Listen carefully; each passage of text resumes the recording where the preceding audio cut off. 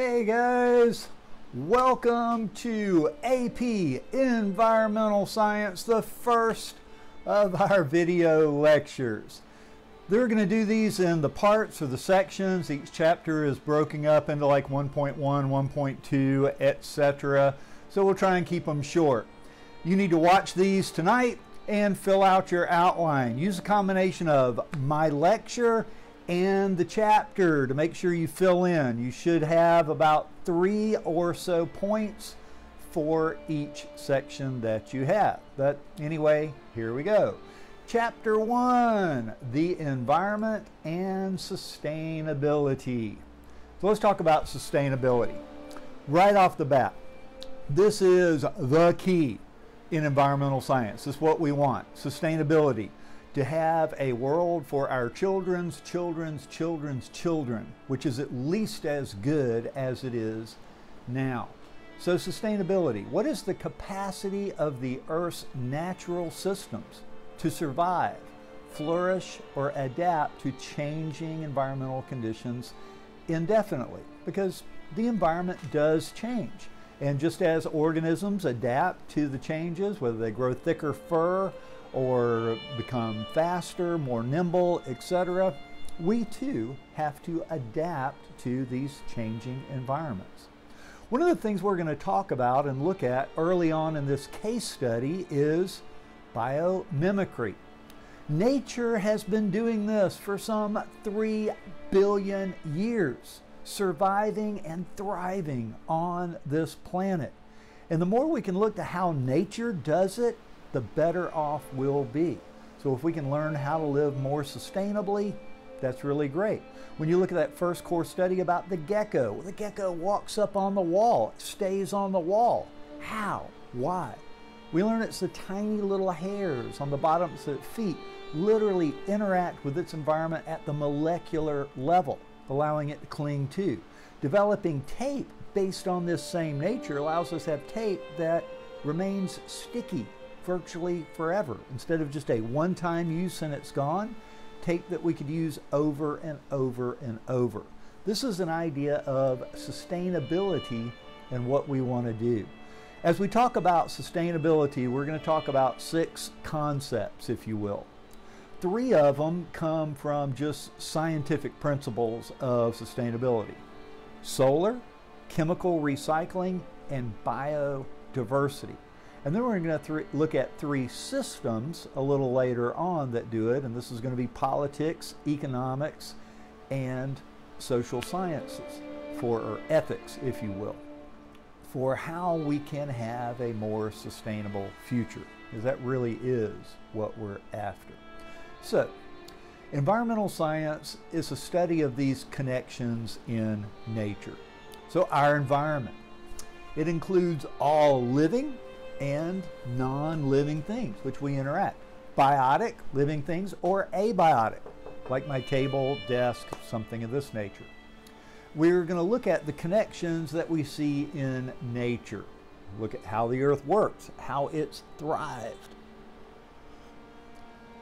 We're going to look at specifically how humans interact with the environment and how we can live more sustainably.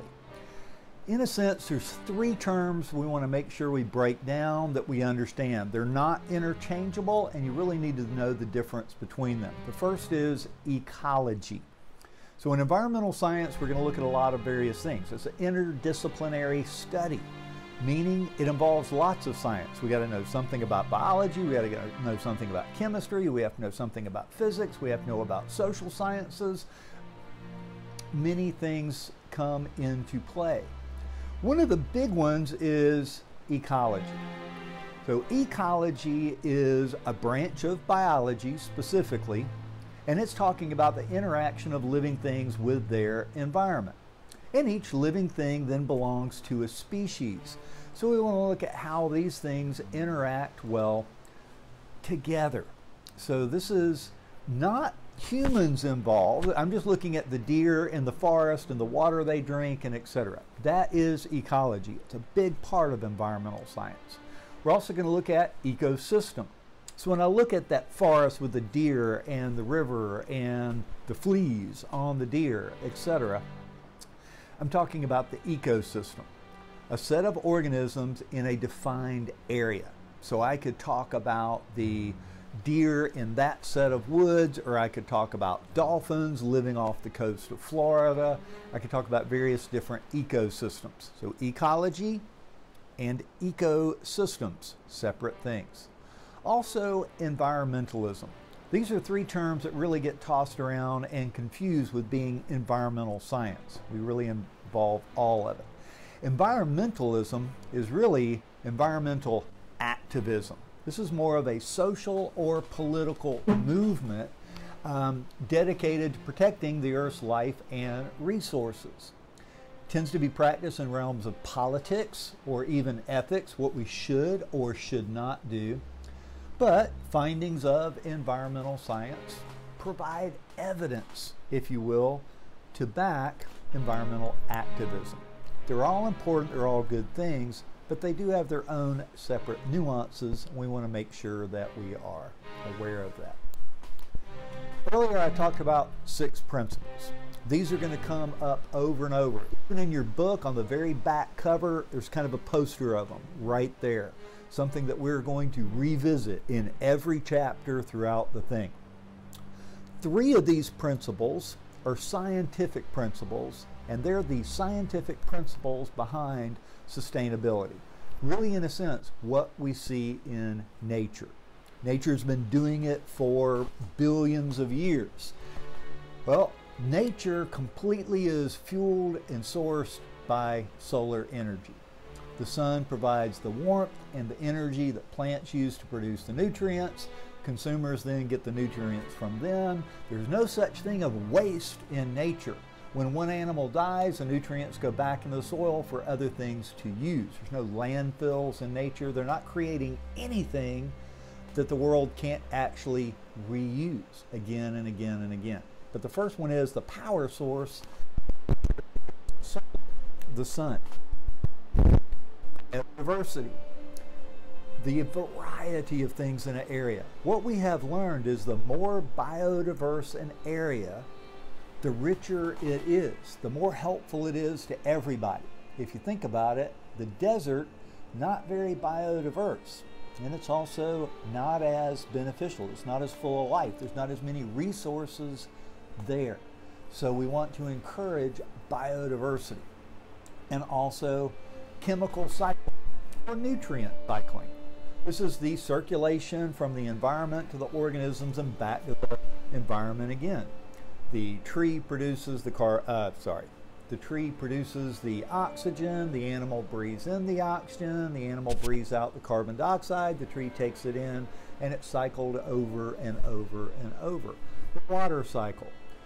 It evaporates, condenses in the cloud, falls out as precipitation, clear and pure. The water cycle has been recycling and purifying water for pretty much as long as we've had a planet. But these 3 principles, the more we can utilize solar energy, the more we can encourage biodiversity, and the more that we make sure what we're doing is contributing to chemical recycling, the better off we'll be.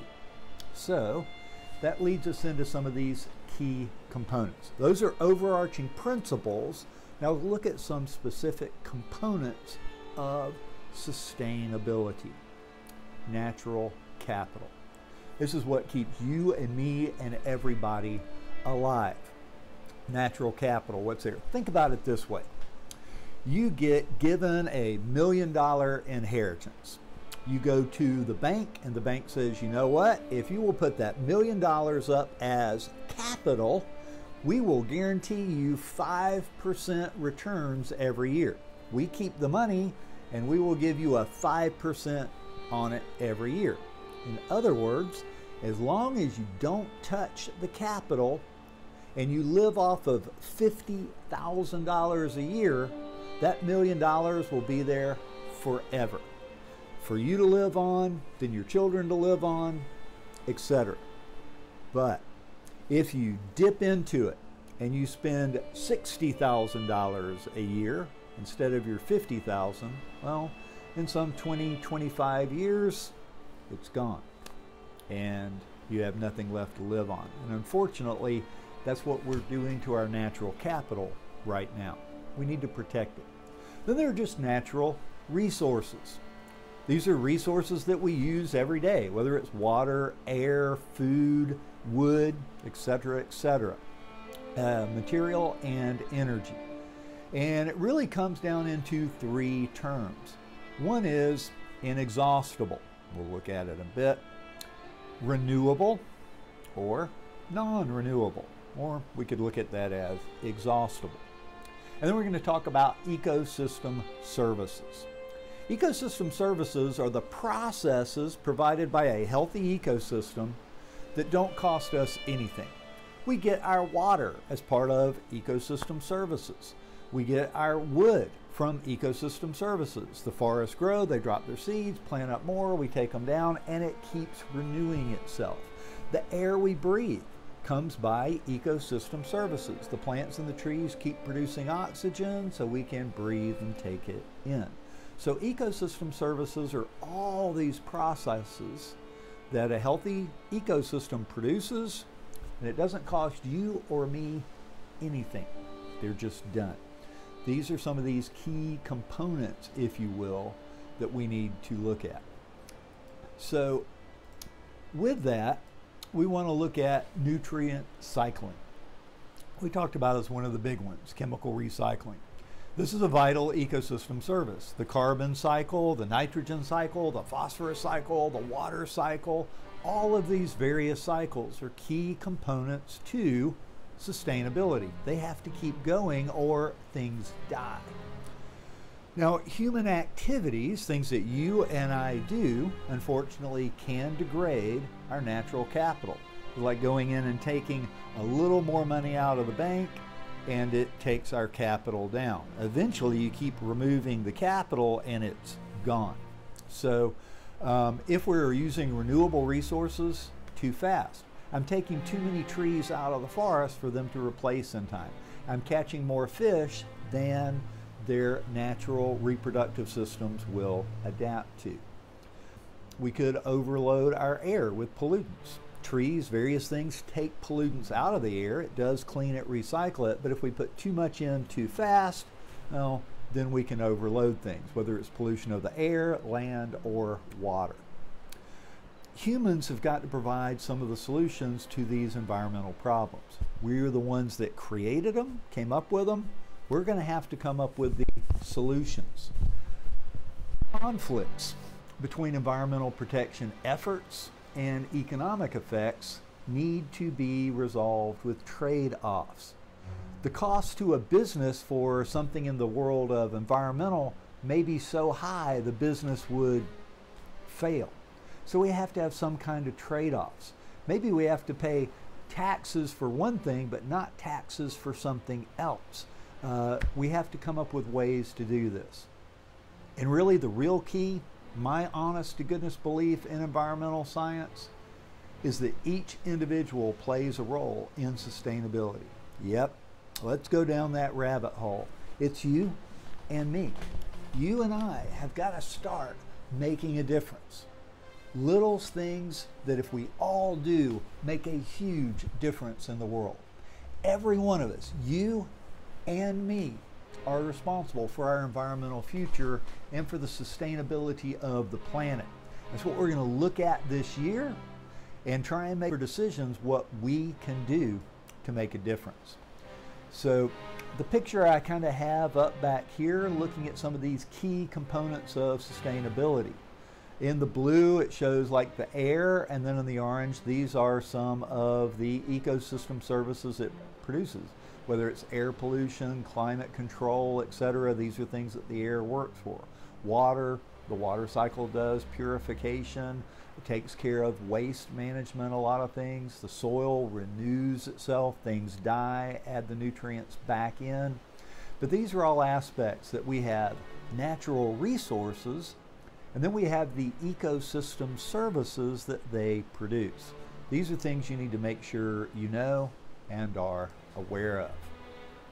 Now, when we talk about these resources, We talk about them being either inexhaustible. So if we kind of take a look up here behind me, we show a large wind turbine creating, well, the wind is an inexhaustible supply. Really, we should talk about it first in terms of solar energy, because wind is generated from a discrepancy in the temperature between the ground and the air. We get large convection currents, hot air rises, cool air sweeps in. This cool air sweeping in is what we really know as wind. So inexhaustibles, solar power, wind power, geothermal. We can use it today and it's right back the next day. We can't use it up. Then we have renewable resources like the trees or the forest. We can cut one down, but others grow in its stead. Topsoil also tends to be renewable. Our fresh water. We take water out of the river and it rains tomorrow and more water comes back in. These are renewable. And then we have things up here that are also non-renewable.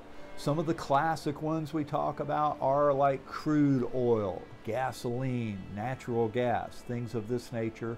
But also it would include things like copper, iron, aluminum, anything. Now, they're renewable in the lifespan of the Earth, but they can take millions of years to generate the supplies again. So we refer to them as non-renewable because it's not going to happen in a human lifespan. And that really winds up being the definition between renewable, it's going to come back in my life in a human time scale, or non-renewable. It'll come back, but on a geological time scale. Huge difference between them. So, some of these other principles. We talked about the three which are scientific principles. Solar energy, nutrient cycling, and biodiversity. Other principles that we need to rely on for sustainability are really human principles that we have to tie in together. One is from economics, full cost pricing. We need to include the harmful environmental and health cost in market prices and goods for services. For instance, tobacco. For years we've tried to have campaigns for people to stop smoking, etc. Price of cigarettes has skyrocketed. I know when I was your age, a pack of cigarettes was less than $1. I'm not even sure what they are today, $5, $6 a pack. And all of that cost is taxes because the harmful effects. We charge more so that money can go into our health services where the people that smoke them are going to wind up needing it. Something like this is what we mean by full cost pricing. Gasoline, it's not just the cost to get it out of the ground and process it so I can put it in my car.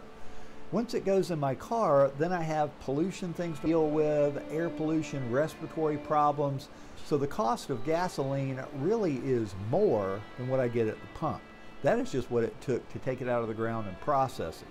Currently, we're not paying for the problems that it caused. This is the idea of full cost pricing.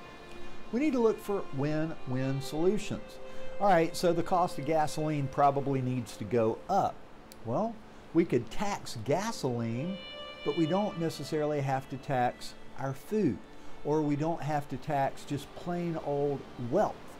You know, just because you make a certain amount of money, you get taxed. Well, tax the items that require it. Then we make different decisions. Gasoline costs $12, $14 a gallon. I may well walk to work or take a bike instead of my car all the time. I may demand cars with better gas mileage. I may look at electric cars more than. Let's look at the real cost of things. But we need to look at win-win solutions. So it's not just for bad. This is a political idea. Win-win. We both get something from it. And we need to look at ethics. Ethics. What should we do? What's the right thing to do? I will talk about that. What I'm really interested in is a planet for my children's children's children's children. I want them to have a world better than what I have right now. At least one as good. I can't keep dipping into natural capital. Somebody down the line is going to have to pay for it. So we want to be careful. Ethics teaches us to have a responsibility for future generations, and that's what we're after. We want a world that our children want to come into. I don't want to leave problems for them to fix that I created.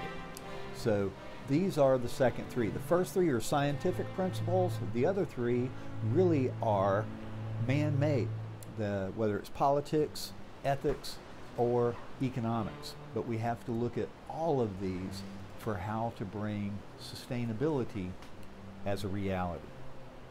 Now, one of the big problems, or one of the things we have to consider and look at this, is that countries differ in their economic development and their resource use. Developed countries. And we really probably need to look at this in a scale. We talk about there being developed versus developing. Well, in effect, you kind of have entirely developed, not developed at all, and countries in the middle. So more developed, industrial nations, the United States, Canada, Germany, Poland, England, most of Europe tends to be a developed, a highly industrialized nation. We tend to have high average incomes, but we're only about 17% of the world's population. But here's the kicker. We're using 70% of the natural resources. 17% of the population using 70% of the resources. This is the developed world. Less developed countries. Now in the less developed countries, 83% of the world's population. 83% of the population, but yeah, they're only using 30% of the world's natural resources. We've got to even these out. Some of the developed nations, you and I, America, Canada, Switzerland, Germany, France, England, we're using too much. And a lot of these countries are using very little. We've got to learn to use less so other countries can use more. But this aspect, developed versus developing. And one of the things we want to point out, countries here that are in the middle. Let's look specifically at China and India. Depending on where you're at in India, you could be in a very developed area or region. Bangalore in the south, it's kind of like their Silicon Valley of India. You can be in areas that are very technologically advanced, have a lot of things, and right next door be in a village that is still like it was 1,000 years ago practically. Same in China. You go to Shanghai, Beijing, very developed, very top. You can get 100 miles away and you're back in developing. So some of these countries are really in the middle. Fully developed, a lot of the countries in Africa, a lot in Asia, undeveloped, and then you have some sort of in the middle. Well, that wraps it up for section 1.1. Finish up your notes, make sure you read the textbook on it, and we'll see you next time. Take care, guys.